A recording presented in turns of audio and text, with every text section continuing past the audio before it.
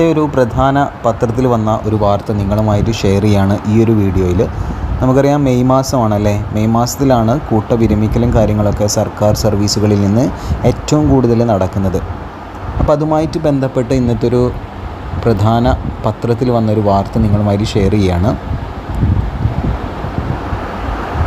കൂട്ടവിരമിക്കൽ മൂലമുണ്ടാകുന്ന ഒഴിവുകളിലേക്ക് റാങ്ക് ലിസ്റ്റിൽ നിന്നും നിയമനം വൈകുമെന്ന ആശങ്കയിലാണ് ഉദ്യോഗാർത്ഥികളെന്നാണ് ഈ ഒരു പത്രത്തിൽ പറയുന്നത്.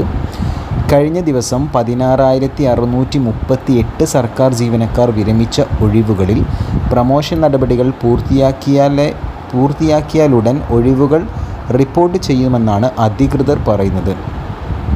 എന്നാൽ വകുപ്പുകളിലെ മെല്ലെപ്പോക്കിലെ മുൻകാലാനുഭവവും പല റാങ്ക് ലിസ്റ്റുകളുടെ കാലാവധി അവസാന ഘട്ടത്തിലെത്തിയതുമാണ് ആശങ്കയ്ക്ക് കാരണമെന്നാണ് ഉദ്യോഗാർത്ഥികളുടെ ഭാഗം.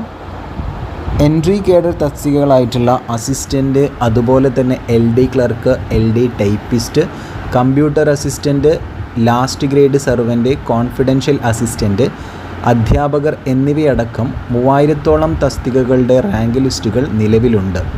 വകുപ്പ് മേലധികാരികൾ ഒഴിവുകൾ അറിയിക്കുന്ന മുറയ്ക്ക് നിയമനം നടത്താൻ ഒരുക്കമാണെന്ന് PSC വ്യക്തമാക്കുന്നു.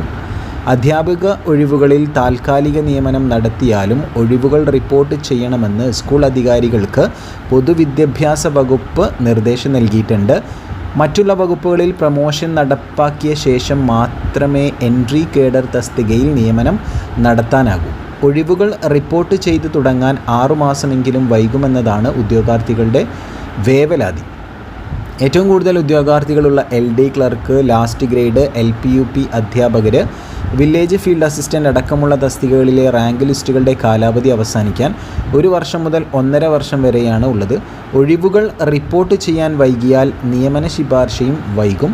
ഇതോടെ ജോയിൻ ചെയ്യാത്തവരുടെ, അതായത് NJD ഒഴിവുകൾ റിപ്പോർട്ട് ചെയ്യുന്നതും വൈകാനാണ് സാധ്യത. ഇത് ലിസ്റ്റിലുള്ളവരുടെ അവസരം നഷ്ടമാക്കും. ഇതേ തസ്തികയിലേക്കുള്ള പുതിയ റാങ്ക് പട്ടിക തയ്യാറാക്കാനുള്ള പരീക്ഷകൾ നടന്നു വരികയുമാണ് ചെയ്യുന്നത് എന്നാണ് പറയുന്നത്. ഒപ്പം തന്നെ മറ്റൊരു വാർത്തയും കൂടി പറയുന്നുണ്ട്. അപേക്ഷകരുടെ എണ്ണം കുറയുന്നു എന്ന് പറഞ്ഞിട്ട് ഒരു സബ് ടൈറ്റിലിൽ അവർ വേറൊരു കാര്യം പറയുന്നുണ്ട്. റാങ്ക് ലിസ്റ്റിൽ ഉൾപ്പെട്ടാലും നിയമനം ഉറപ്പില്ലെന്ന ആശങ്ക നിലനിൽക്കുന്ന പശ്ചാത്തലത്തിൽ LD ക്ലർക്ക്, അതുപോലെ തന്നെ ലാസ്റ്റ് ഗ്രേഡ് തസ്തികകളിലേക്കുള്ള അപേക്ഷകരുടെ എണ്ണം കുറഞ്ഞിരുന്നു. LD ക്ലർക്ക് തസ്തികയിൽ ഇക്കുറി 4,62,892, ലാസ്റ്റ് ഗ്രേഡ് സെർവൻ്റ് തസ്തികയിൽ 2,21,844 അപേക്ഷകളുമാണ് മുൻവർഷത്തേക്കാൾ കുറഞ്ഞത് എന്നാണ് പറയുന്നത്.